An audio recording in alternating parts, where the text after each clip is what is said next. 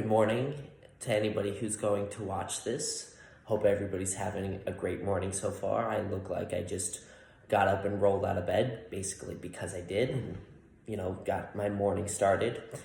I've been thinking about making this video for a couple weeks now, but didn't get to it because we moved and a whole lot, but a lot of life stuff, happens.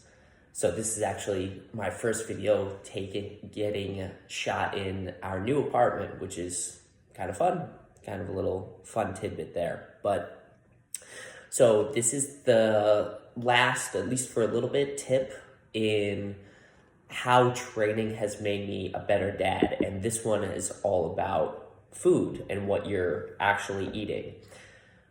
I would say anybody that's been in the gym for a little bit, and as you are in the gym for longer and longer, you realize the importance of nutrition and what you're eating in performance and how you're performing in the gym.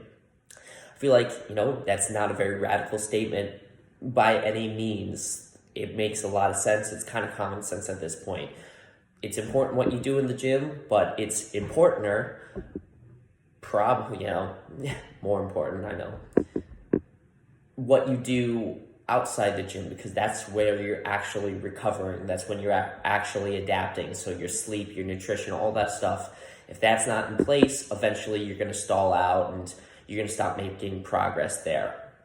So as you see, I'm showing my breakfast this morning. I got 4 eggs, 3 slices of bacon, and I've got pretty much most of my coffee drank. I had some iced coffee this morning, a little bit left over, and it's delicious. I don't know what you could do during morning without coffee, but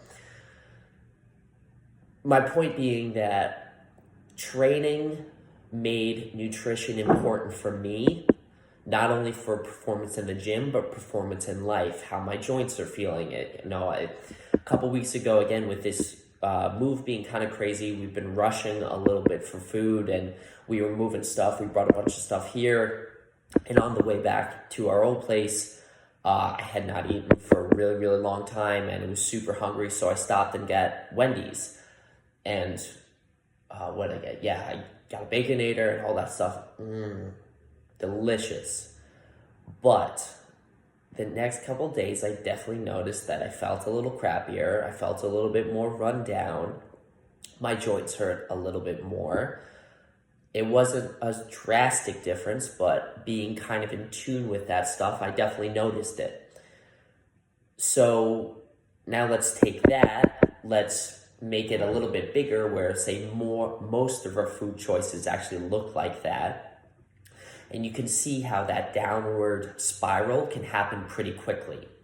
You can always be feeling crappy and having your joints hurt and all that stuff, which means that you're going to be in a crappy mood. And if you're not, maybe that leads to you not sleeping as well. So it's kind of, again, this downward spiral. Now your mental performance isn't there as much. And a lot of it started with actually making those proper food choices. So again, not only I have repeated myself a couple times here, but not only is your food performance important for not only is your food important for your performance in the gym, but it's important for your performance in life. And I'm happy that I was into training for a really long time before we had Theo, because I understood the importance of having good food, and I want to give good food to Theo and any future kids and the rest of my family, because I understand that that's really a foundational aspect of life performance, because I felt that myself. I felt like what happens when my nutrition is on point and when it's not. It's a really good example there. And it's the same thing for, Theo and growing kids. If their nutrition is better in line because of the rest of the family is eating better, they're going to grow up healthier. They're going to behave better. They're not going to be hopped up on like sugar all the time, which means that they're going to be up and down and crashing all the time. They're starting to develop healthy habits from an early age. And this is not to necessarily demonize any sort of treat and all that stuff. Everybody can have things every now and then and enjoy it, but make sure that it's purposeful and meaningful, even with those treats.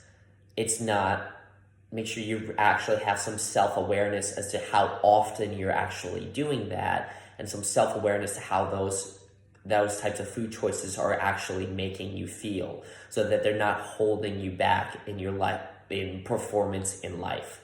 So again, this last tip, I'm very grateful that I got into and started to understand how nutrition affects me early, because now I can have, I'm not as quick with my, I don't want to have a short temper with Theo because I'm in a bad mood, because I'm feeling bad, my joints hurt, and I didn't sleep super great, all that stuff.